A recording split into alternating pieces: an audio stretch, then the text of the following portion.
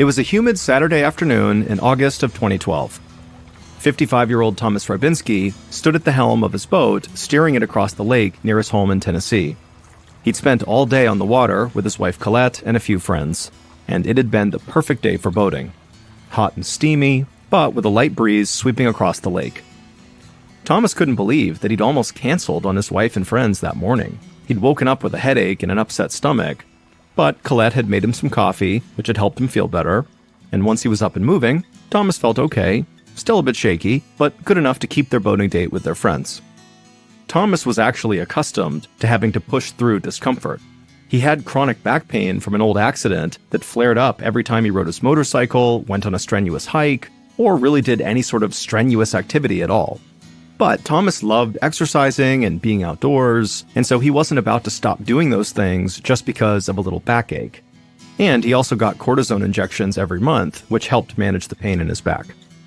Thomas was feeling especially grateful to be boating as he looked out over the bow, navigating the boat around a corner toward a little cove. Once he was in the cove, he dropped the anchor, and Colette started unpacking the food they'd brought for dinner. A few hours later, Thomas was halfway through a lively story about his recent hiking trip to Colorado when he felt a tap on his arm. It was Colette, and he knew she was giving him the signal that it was about time to head back. Thomas looked up and realized the sun was starting to set. He'd been having such a nice time, he really hadn't noticed how late it was getting, and he knew they wanted to be tied up at the dock by nightfall. So Thomas helped his wife pack up quickly, then he pulled up the anchor line and steered the boat back to shore. About a week later, on the following Friday morning, Thomas sat at his desk at General Motors, looking over a blueprint. For years, Thomas had worked as an automotive designer, and right now, he was designing a new vehicle interior. He doodled ideas on a spare sheet of paper as he brainstormed. But today, he was just drawing a blank. In fact, the only thing he could even think about was the pounding going on in his head. Last weekend's headache that almost made him cancel that boating outing had come back. And it actually had gotten worse and worse throughout this last week. Now the pain was sharp and persistent, like somebody was snapping a rubber band against his temples over and over again. Thomas put his elbows on his desk and cradled his face, trying to block out the stark overhead lighting in his office. Thomas hated the idea of leaving work early, but for the first time in years, he was debating whether or not he should go home sick. But ultimately, after rubbing his eyes and thinking about it for a second, he decided he would just try to tough it out.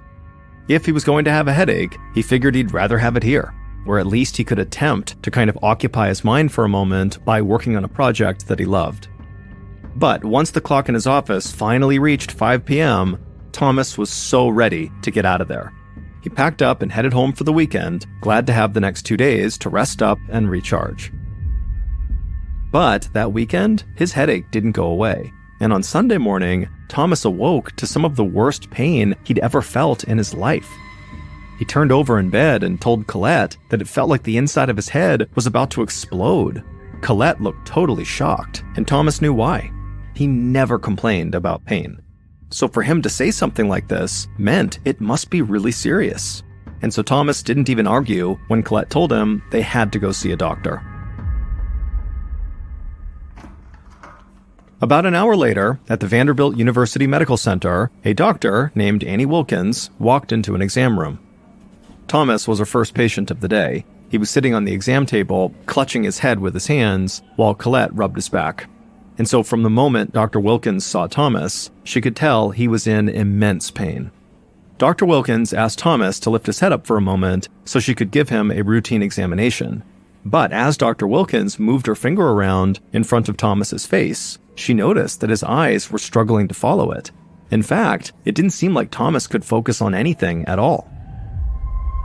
That lack of focus, coupled with this extreme headache he was describing, made Dr. Wilkins suspect that Thomas had an infection in his brain, a condition called meningitis. She wondered if he had been exposed to something out of the ordinary that could cause meningitis, and so she asked him if he'd traveled anywhere new recently. Thomas nodded and said actually he'd just gotten back from a hiking trip in Colorado, and that was a red flag to Dr. Wilkins. Anytime a patient mentioned hiking, she knew that tick bites could be a factor.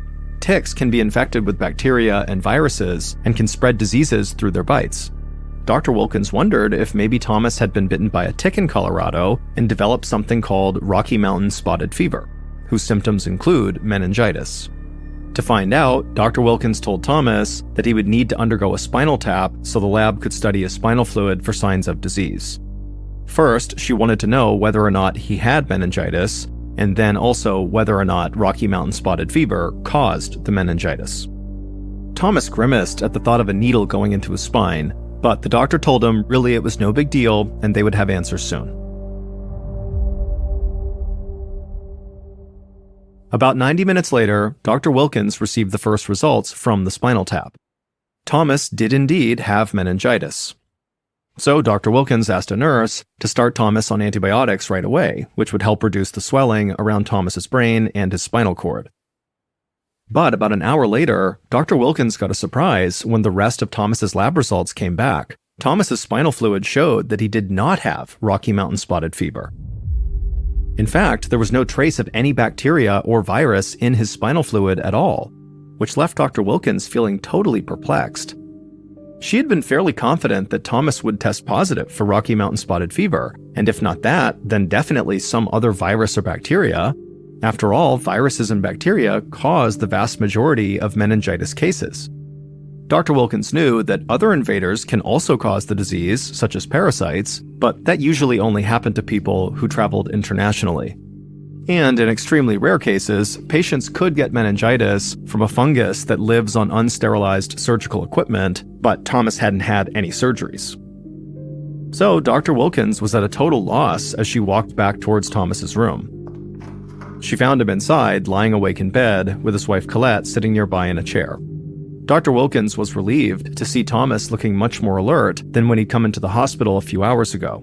The antibiotics already seemed to be helping him. Colette stood to greet Dr. Wilkins and then quickly asked her if they knew what was wrong with her husband. But Dr. Wilkins had to be honest and said no, she didn't know yet. She was going to keep Thomas in the hospital for a few days.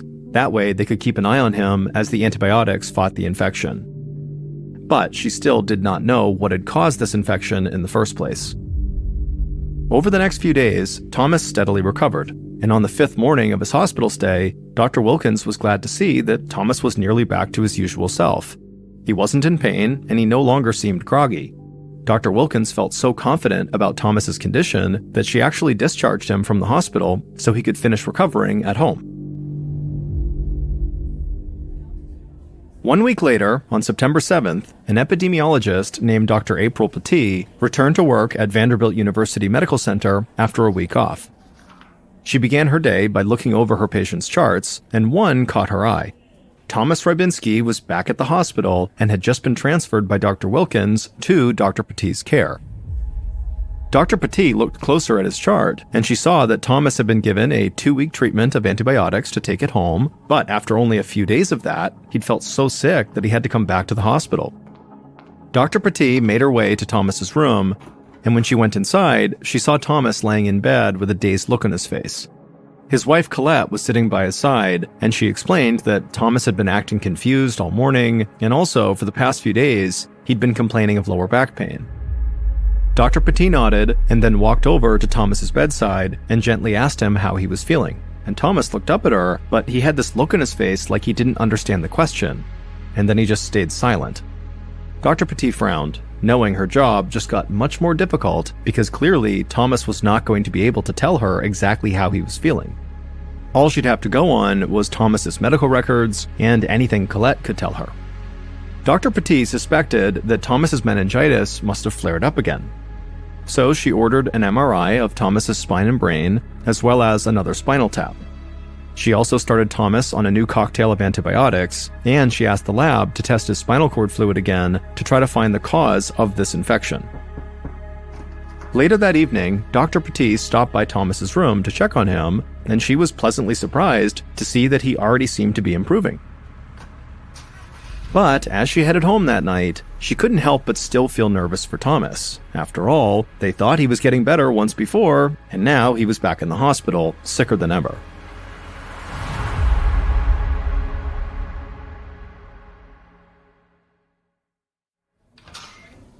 "6 days later, on September 13th, Dr. Petit arrived for an early morning shift, feeling sleepy as she drank the last sips of the coffee she'd gotten on the way to work. The moment she sat down in her office, her pager went off, calling her to Thomas Rybinski's room. Dr. Petit had a bad feeling. Even though Thomas had improved slightly in his first afternoon back in the hospital, he was incoherent again by the next morning, just as Dr. Petit had feared. And he'd only been getting worse as the week wore on.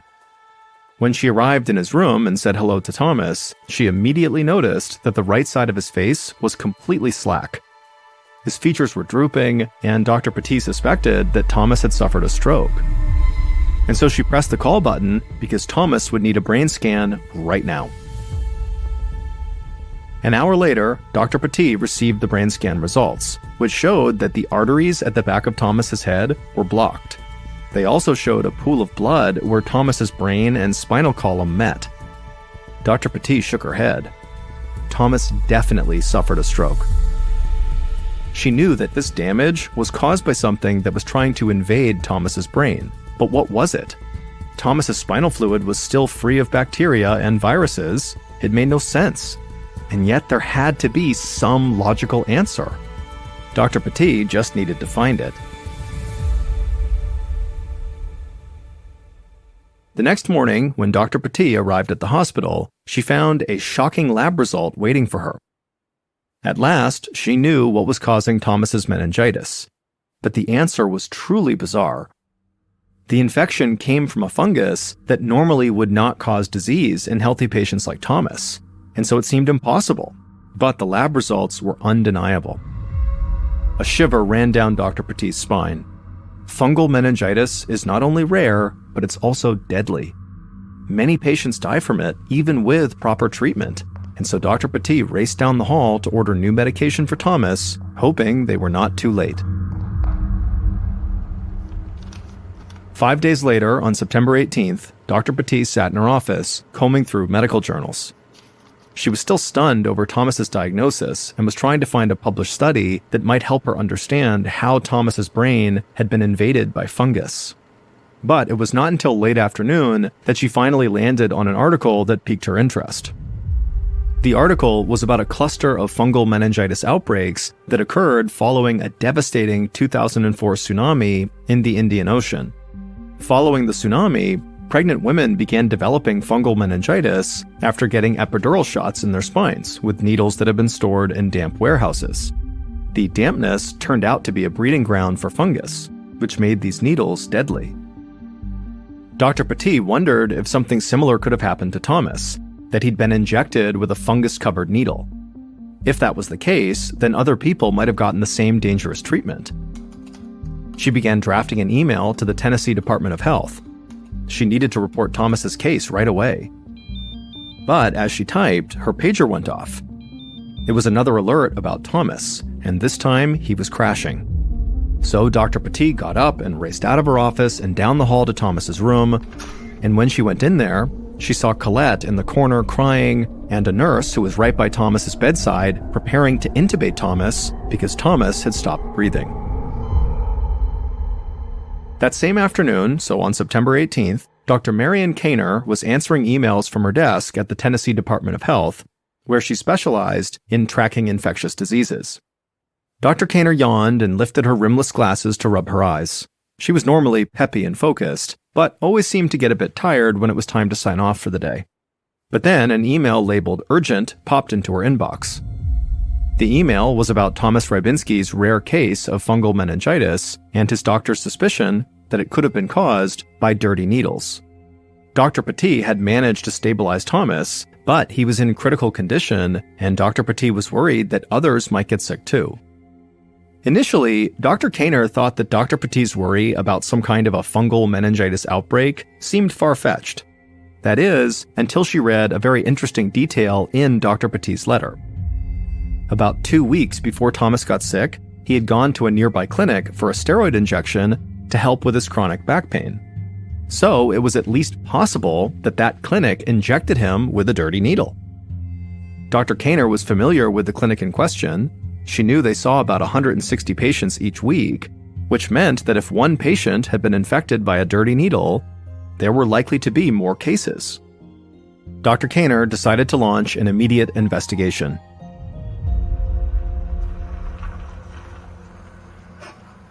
Two days later, Dr. Kaner parked her car at the St. Thomas Pain Clinic, which was where Thomas had received his steroid injection. Earlier that morning, Dr. Kaner had received word that 2 additional patients had shown up at Tennessee hospitals with fungal meningitis, and both of them had also been treated at this St. Thomas Pain Clinic.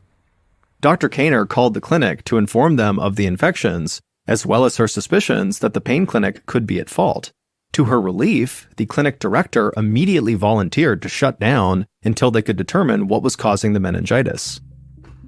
Dr. Kaner and a few colleagues got out of the car and walked inside the modern-looking clinic with big glass doors and tall windows. The clinic director came out into the waiting room to greet them. Dr. Kaner shook his hand and explained they would need to swab the entire clinic for signs of contamination. And the director said that was totally fine, take your time, and just said, if you need anything from me, let me know. Dr. Kaner and her team followed the clinic director through the facility, which Dr. Kaner noticed was sparkling clean. The director showed her where supplies were kept, including syringes and needles. Then he walked them over to the industrial fridges where they kept the steroids and other medicines. The investigators took samples and got busy making sure everything was up to code. Meanwhile, Dr. Kaner kept an eye out for mold. She even got down on her hands and knees to inspect the refrigerators, but she found nothing. Dr. Kaner would still test the samples they'd collected, but she had to admit, the clinic appeared clean and safe. There were no expired steroids, no dirty instruments. It was clear the medical staff took great care of the place and followed protocol to a T. But for the purposes of Dr. Kaner's investigation, this actually was a big problem. Because if this clinic wasn't to blame for the 3 cases of fungal meningitis amongst the clinic patients, then something much bigger must be going on. Dr. Kaner thanked the clinic director before heading back to her office, knowing it was time to alert the Centers for Disease Control, or CDC, the agency that handles national disease outbreaks. A few days later, Dr. Kaner sat in a conference call with researchers from the CDC who were calling from their headquarters in Atlanta, Georgia. After first contacting the CDC, Dr. Kaner had reached out to medical professionals all across the state. So far, she had received word of 1 confirmed death and 5 cases of suspected fungal meningitis. All of the cases were linked somehow to the St. Thomas Pain Clinic, but investigators couldn't find any source of contamination there. CDC investigators raised the possibility that the clinic could have received supplies that were already contaminated when they arrived, so they had started to carefully track these suppliers for every single item used at that clinic. They were checking not just the needles, but also the syringes, anesthetics, surgical dye, even the trays used to hold the instruments. But despite several days of work, they still had not found the source of infection yet. As Dr. Kaner listened in on this conference call, one of the investigators in Atlanta reminded everybody on the call that many of the patients at the St. Thomas Pain Clinic had received steroid injections to relieve their discomfort. So, if the clinic's needles weren't dirty, then maybe the problem was actually the steroids themselves. Another CDC official then added that it would be easy enough to check because all of the clinic's steroids had all come from the same place, the New England Compounding Center, or NECC for short, which was located in Framingham, Massachusetts. The CDC investigators said they should let NECC know which steroid batches were being linked to the meningitis cases. That way the company could recall the batches immediately. And so Dr. Kaner suddenly felt hopeful. She left the conference call feeling certain that NECC would recall the drugs and this meningitis scare would soon be over. At 6 a.m. on October 2nd, so a couple of weeks after Dr. Kaner began her investigation, a U.S. Food and Drug Administration investigator named Stacy DeGarmo pulled into the NECC's parking lot. One of her colleagues sat in the passenger seat taking photographs. Thomas Rybinski, whose case started the investigation, had now passed away from his fungal meningitis. So now, at least 2 people in Tennessee had died after receiving this steroid injection compounded at the NECC, and there were 14 other cases identified across the nation.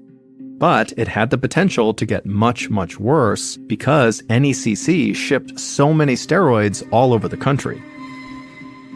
Dr. Kaner and the CDC investigators had learned that the NECC had distributed 17,675 vials of potentially contaminated steroids across 23 different states.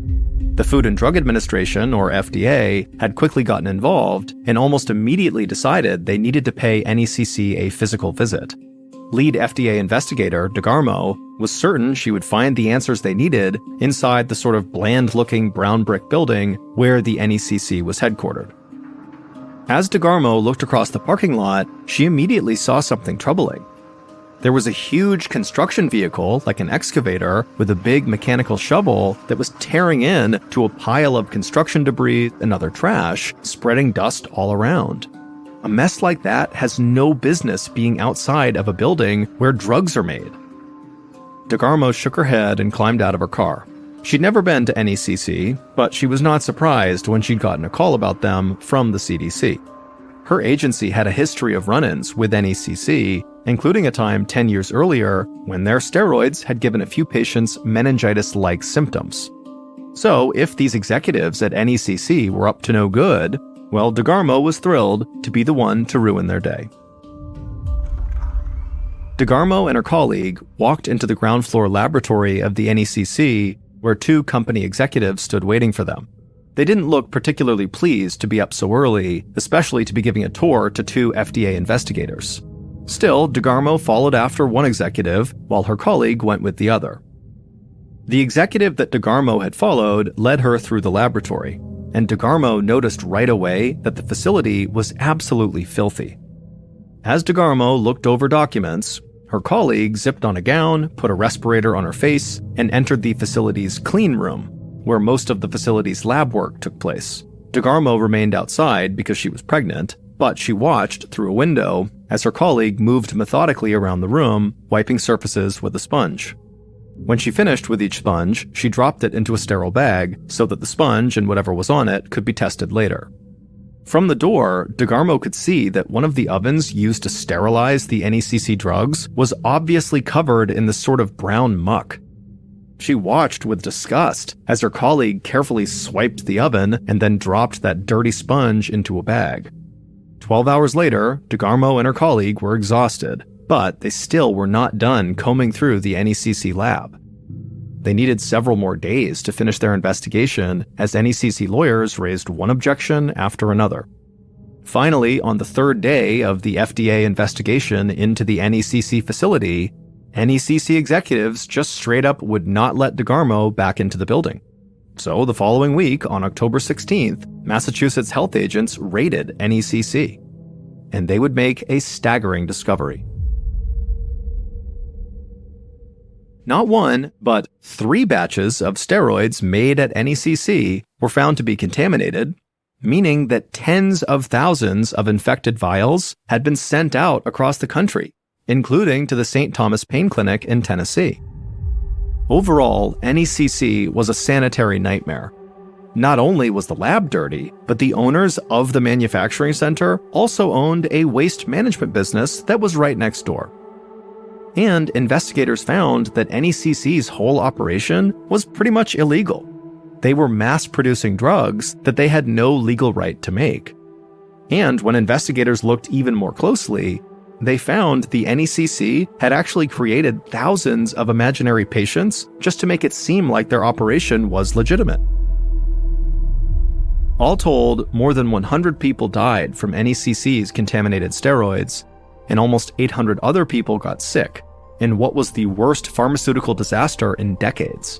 NECC's supervising pharmacist, whose name was Glenn Chin, along with several other executives, were sent to jail over their role in creating the dangerous conditions in their facility. Prosecutors said they had all chosen profits over keeping patients safe.